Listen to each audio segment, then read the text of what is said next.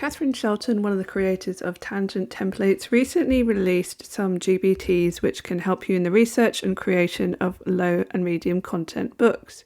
And that's right from the market research, brainstorming stage to discovering niches, keywords, generate content plans, book descriptions, and much more besides. So I thought I would check them out and see if they were beneficial. I've personally been finding ChatGPT more and more useful all the time when it comes to planning and creating books, and it's really sped up the process in so many ways, and it just continues to get better, especially now that we have the GPT store, which has so many different GPTs that can just help speed up the process.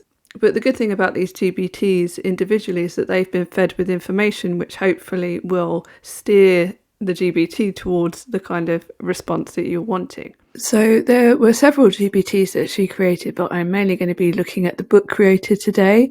You can download these directly on ChatGPT, or you can actually go to Katharyne's Gumroad store, which I will link to in the description of this video, because actually she has a lot of freebies on there that you can download, and also she has some things at pretty low price, such as clip art and things that are created with AI, but obviously it saves a lot of time having elements there. I think they are created with AI, I presume they are, and various other resources that you might want to use for KDP. Also, you can download the GPTs from there, such as here, the book creator. So you just click on that and it is free. So you can just put 0 here, or you can obviously give a little tip. But the main ones I've looked at are the book creator, the cover critique, and the image to book. And for the most part of this video, I'll be talking about the book creator. So this is the book creator on ChatGPT. I will say that it can be temperamental at times. When I've been trying it today, it tends to come up with unusual responses, or it will ignore the question, or it will give an image as a response rather than a written response, and things like that. But basically, I think the best thing to do in that situation is just to come out of ChatGPT altogether, possibly leave it for a bit, come back and start over again. But when the ChatGPT is working smoothly, which it has been most of the time, then Book Creator can actually help you with a whole bunch of stuff, such as brainstorming content, and this is for low content and medium content books specifically, content research, competitor analysis, keywords and long tail keywords, marketing strategies, cover design ideas. There are some aspects where it does struggle. Definitely don't use it, for example, solely for keywords. I'll show you exactly what I mean.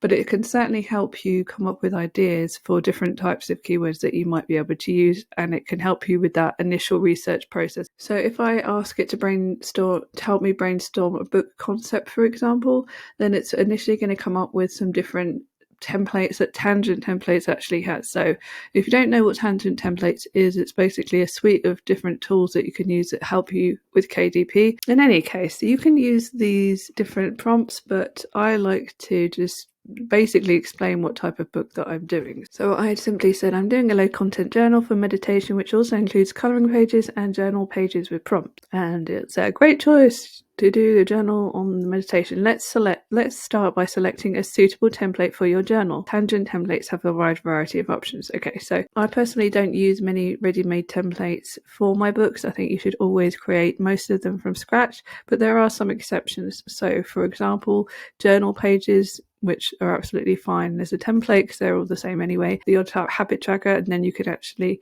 add different elements to it, such as clip art and things like that to make it unique. And also, of course, dot grid paper. So it says, please select one of these templates and mention any other template you'd like to use. So I'll say journal pages. So the next step is to involve the deep values framework, which is a term that Katharyne came up with. This is what she has fed ChatGPT. So these are the deep values that ChatGPT has mentioned here. So it's then talking about different sub-niches. So in mindfulness, it's got meditation journals, mindful eating diaries. Never thought of that one before. Positive affirmations, nature observation logs. Again, haven't done that one. Life milestones diary. I don't know if all of these are valid ideas, but it gives you kind of food for thought so that you could go and look on Amazon and just see what kind of things are on there. Anyway, there are so many different ideas, definitely one. And every time that I come on here to create a new book, there are different ideas. So then it says, please select a niche and value that resonates with you.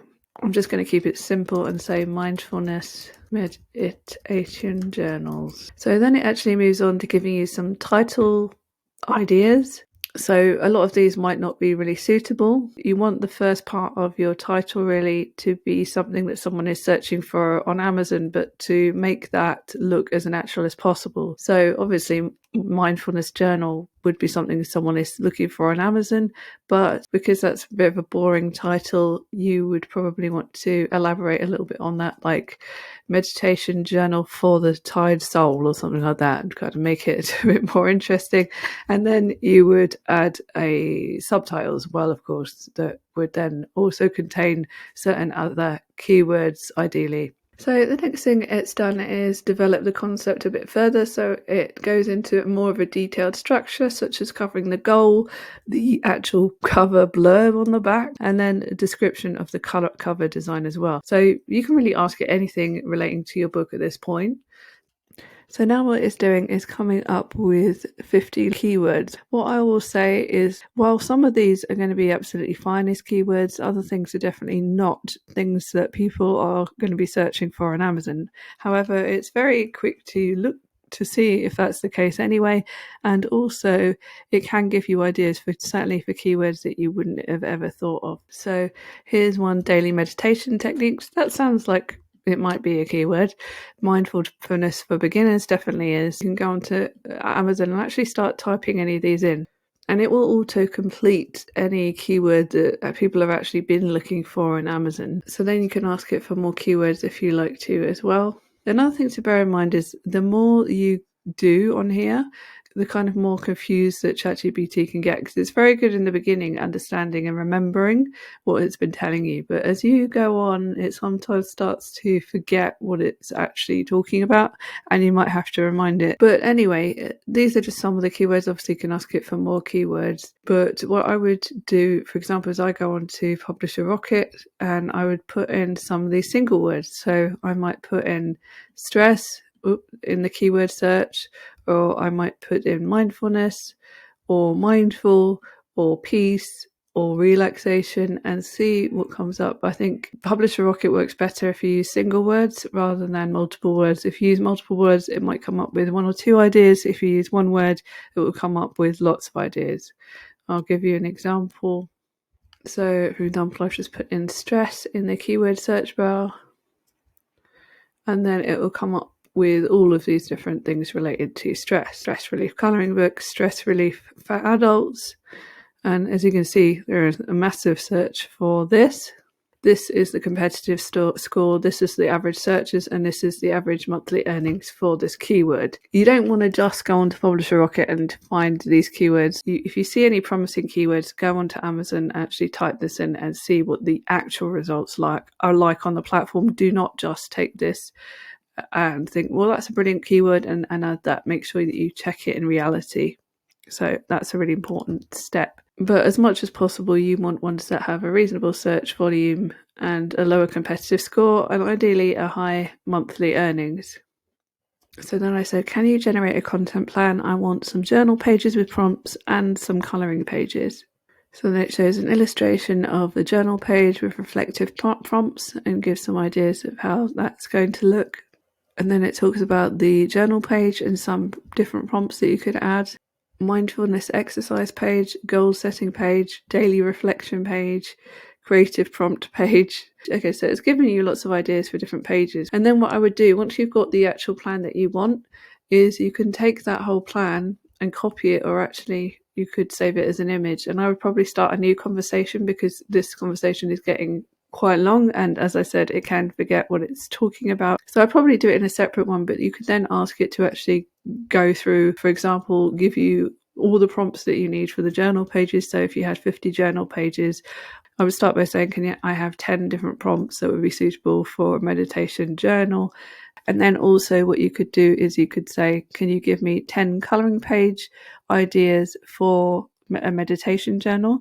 And then what it could do is come up with the prompts which you could then put into Midjourney. So I asked it then to come up with 10 ideas for colouring pages for the meditation journal. And it says, here's 10 ideas. So Zen garden, intricate patterns and sandstones. You could use these as part of a prompt that you would put into Midjourney, but just add it to one of your other prompts that you typically use to create a colouring page. And I find this really useful because I think it's quite difficult to come up with different ideas when it comes to colouring pages. If you were doing a kids colouring page book, however, you could actually just ask ChatGPT now to create this colouring page. So then when you've actually created the book, you could come back and ask it for a book description as well. So I've said, could you come up with a book description for this book that I could use for Amazon KDP? The book will have 70 journal pages with prompts and 30 colouring pages.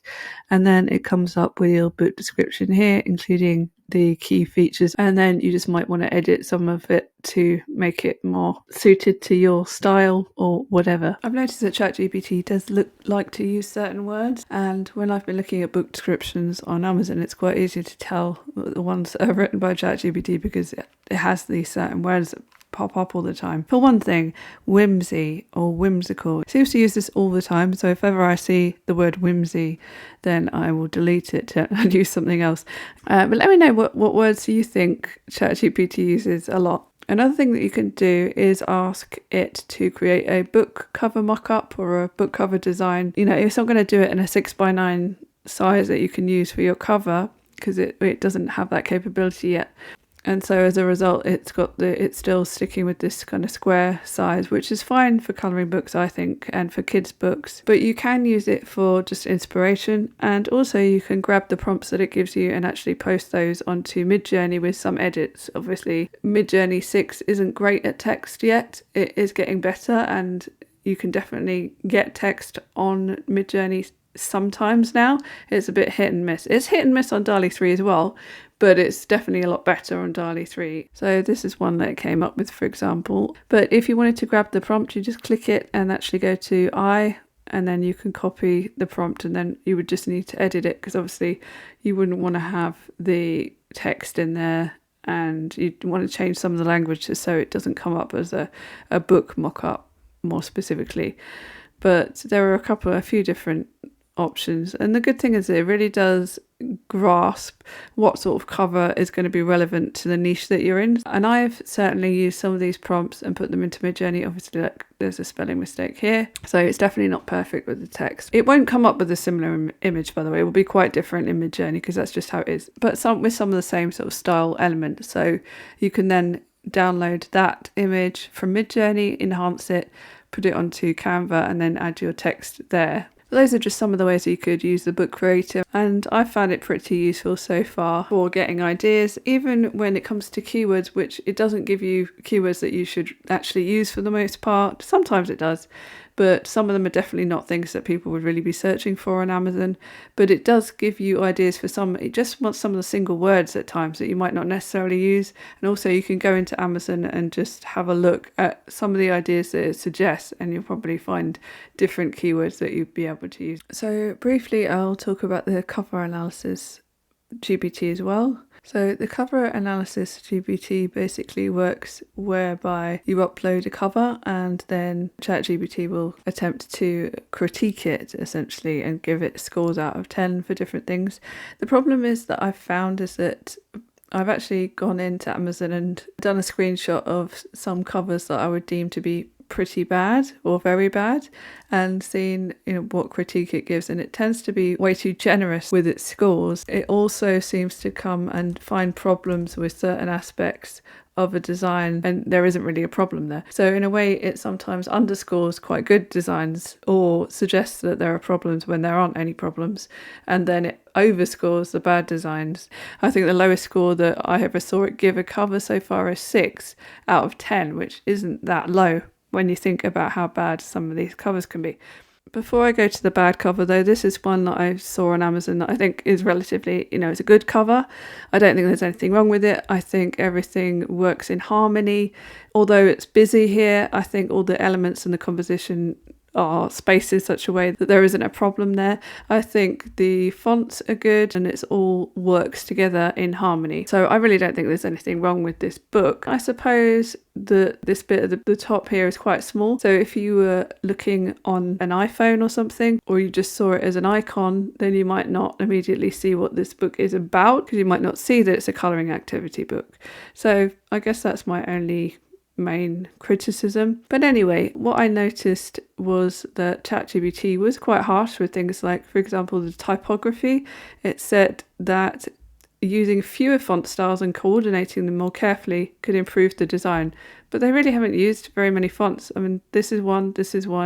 And it says, however, ensuring the colours complement each other without clashing could enhance visual appeal. Well, these colours definitely do not clash. But it gives it an 8 out of 10 though, so I don't know, maybe it's not that serious about it. What's another one? Also, it talks about the numerous elements vying for attention and that you could simplify the design. Again, I think there's nothing wrong with the design. I think it's good. By contrast, I found this design on Amazon, which I deemed to not be good design. I'm sorry, Amazon King, who created this, and also author name is Amazon King.